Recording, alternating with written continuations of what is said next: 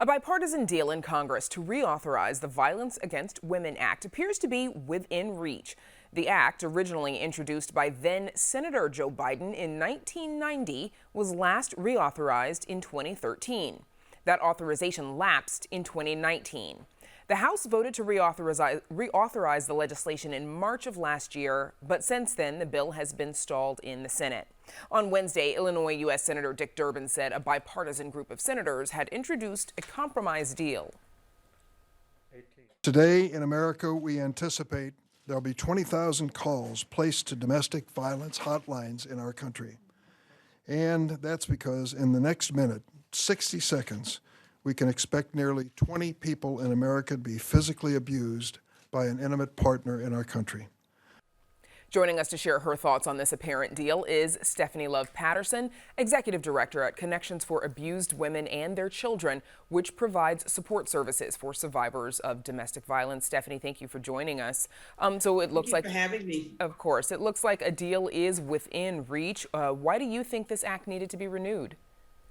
Well, Senator Durbin said it best. There are way too many hotline calls, 20,000 in this country, for individuals who are reaching out for help. Some of our most vulnerable members of our population are in danger. We need to have protections in place, including funding, including services for those victims who are reaching out at a time when it's really critical for them. And so I'm so thankful, I have to first say, to Senator Durbin for pushing this and being such an amazing advocate all along when it wasn't popular in other venues to make sure that these protections were put in place and that VOW was reauthorized. Now, some of the things the act would do include strengthening rape prevention and education efforts, providing legal funding and increased support for marginalized communities, and grant programs for organizations that work on domestic violence issues.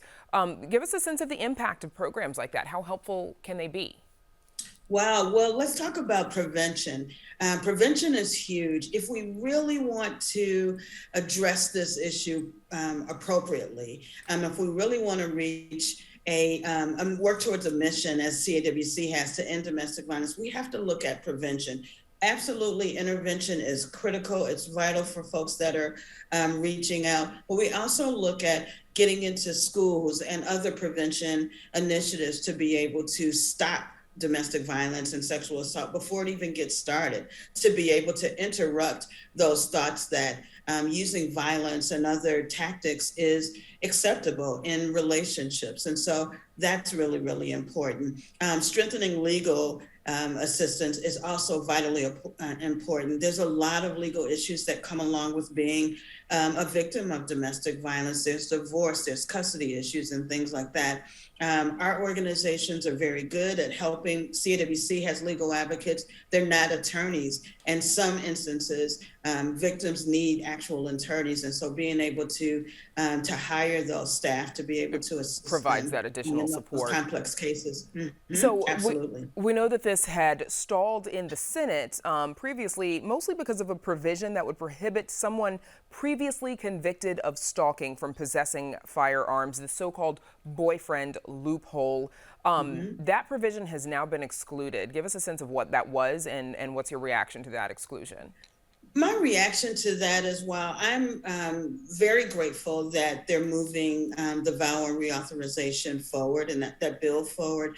I just think it's disheartening to know that that the gun laws will be taken away, just because in the state of Illinois in FY21, there was that 45% of the homicides that occurred in this state happened with the use of a firearm. So that's a huge number that people should be alarmed about.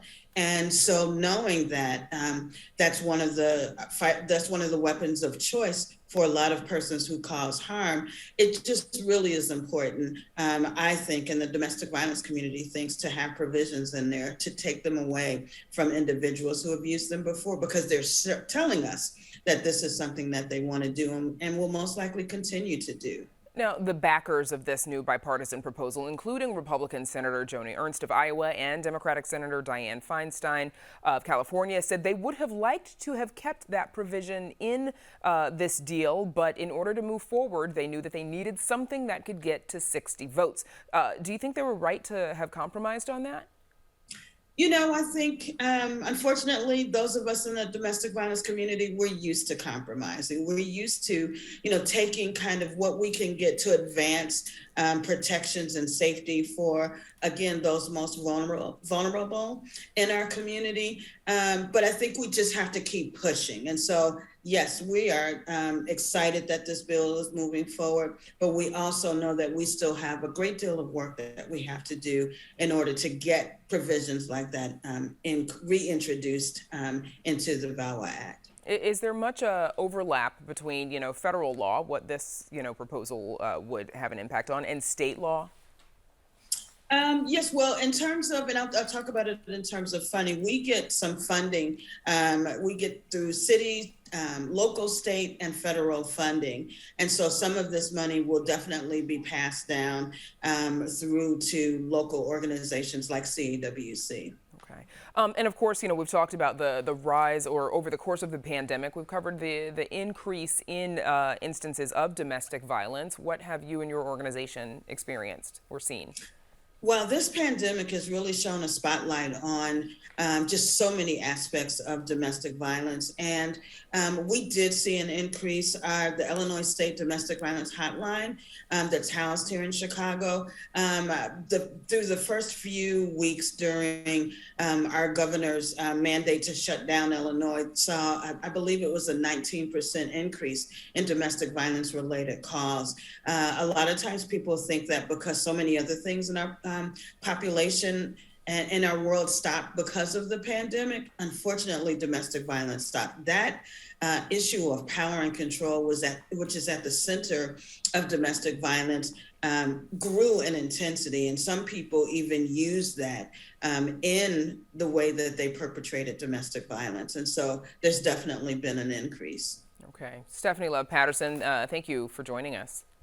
Thank you so much for having me and covering this important topic. And again, thank you to Senator Durbin.